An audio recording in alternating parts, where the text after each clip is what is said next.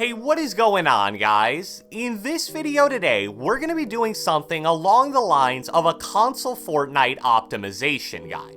We're going to be going over a bunch of really simple things you can do to possibly make your Fortnite run smoother if you play on console. These various tips are going to deal with topics like how to get better connection plus less in-game lag, how to have less input delay on your controller, how to get more consistent FPS with less drops, and various other things as well. Now keep in mind that since console is obviously a lot more limited with changes you can make to the system compared to PC, don't expect any of these tips to be the most game-changing thing in the world. But on the plus side, they're so simple and easy to do that even if it just barely makes a positive impact, I still think it's well worth it. So without further ado, let's get right into it.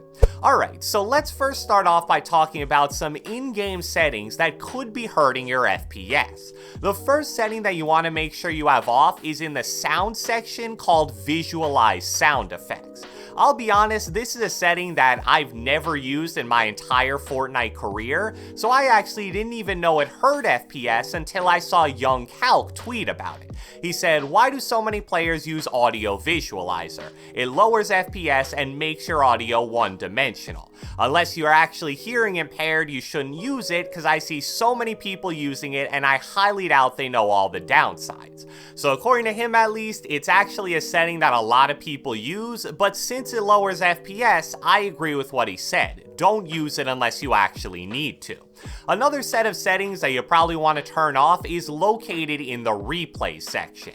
There are actually three different types of replays that you can either turn on or off. You have regular replays, which are obviously regular solos, duos, and squads games. Then you have large team replays, which would be Team Rumble plus various LTMs. And finally, creative mode replays. Now you may be a bit skeptical and thinking, how the heck would turning off replays make my game run smoother? Well, Fortnite literally admits that it does in the description of the setting. It says, when on, replays are recorded and stored after each match. Recording replays can reduce performance and take up hard drive space. So I get that some people like to use replays as a way to VOD review and therefore want to keep them on, but if you don't really do that, then there's no reason to not turn them off.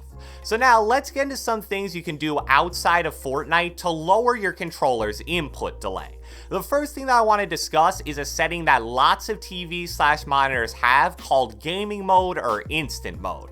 If you turn this setting on, it does a few different things such as turns off motion smoothing and increases brightness, but what's most important for us is that it slightly decreases input delay.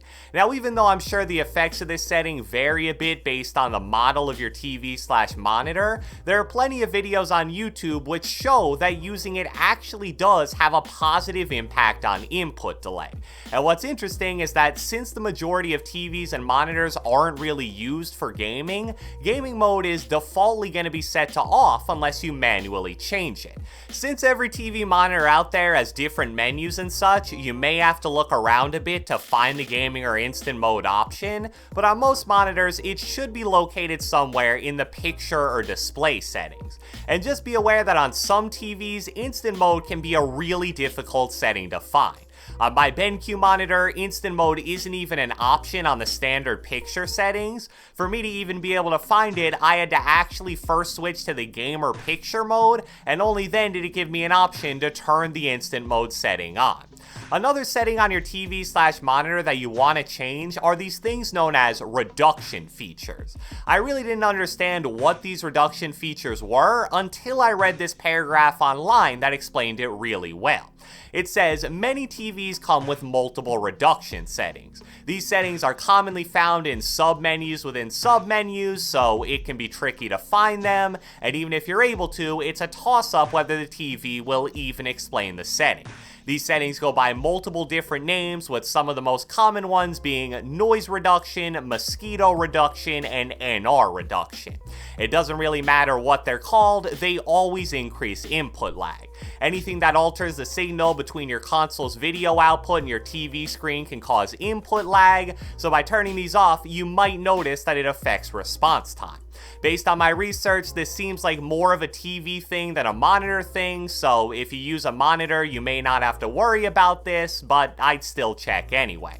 The next way to lower your input delay while playing Fortnite is to actually check the controller you're using. You may not know this, but different types of controllers actually have different amounts of input delay. Here's a graph created by a YouTuber that shows the input delay of various different controllers based on some pretty advanced testing. And based on this graph, here are some of the most important takeaways in my opinion. First off, if you're using an Xbox One controller, it really doesn't matter at all whether it's wired or wireless, the input delay is exactly the same. However, with the DualShock PS4 controller, wired versus wireless actually makes a pretty significant difference. If you play with the wireless, aka Bluetooth controller, you're looking at around 13.3 milliseconds of input delay, but then if you play while the controller's wired, you're looking at a little over 20 seconds of input delay. So it's actually pretty simple. If you want to avoid the extra input lag anytime you're using a PS4 controller, make sure you're playing wireless and not wired. The next tip I want to discuss is kind of a 2-for-1 special to possibly improve your connection, which obviously is going to lead to less lag and maybe even lower ping in game. If your console is connected to the internet via wireless/Wi-Fi, the most simple and easy way to improve your connection is to become wired. It doesn't matter if you have insane internet or if your router is even super close to where you play, wireless connection in consoles are just not a good mix at all. I have a friend who has Verizon Fios and gets like 100 download, 70 upload internet, yet because he plays on wireless connection on his Xbox, he'll get semi-frequent lag spikes in every video game he plays. So I do understand that getting wired connection can be a bit challenging if you play really far away from your router, but it definitely is possible, and it's probably worth the effort because it'll make a noticeable difference with your connection. But if you do play on wireless and plan to stay on wireless for the foreseeable future, there is something you might be able to do that could help. Go into your console's wireless settings and then pull up all of the available Wi-Fi networks that you can connect to. Obviously, you should see your main network, but then check if there's another one under it that has the same base name as the network you normally connect to, but it also has a -5G at the end of its name. If that's the case, I would strongly suggest connecting to that network since it should have the same password as your main one and giving it a try. The network without the -5G in it is a 2.4 GHz connection, and then the one with 5G is 5 GHz. To sum up the difference in the most simple way possible, the 5 GHz connection is faster, but likely transmits over a shorter range. And then on the flip side, the 2.4 GHz connection is slower and more likely to encounter interference from things like microwaves, phones, and garage door openers, but it also transmits the signal over a longer range. I can't tell you which connection is definitively better because it varies so much based on your setup and situation, so because of that, I'd strongly recommend you give both of them a try and see which one seems to be better. Another easy thing you can do to possibly make your game run smoother is to clear out things taking up unnecessary storage space on your console. Now I'm going to be honest here, out of all the tips I shared in this video, I'm definitely the least confident about this one. I have seen a few console players say in the past that freeing up hard drive space did make it feel like their Fortnite was running smoother, but that could have easily just been a placebo. However, I think this is something that, because it's so simple, is probably still worth a shot.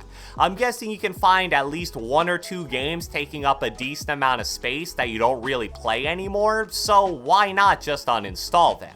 If you ever want to play them again, you can easily just reinstall them, so there's really no risk here.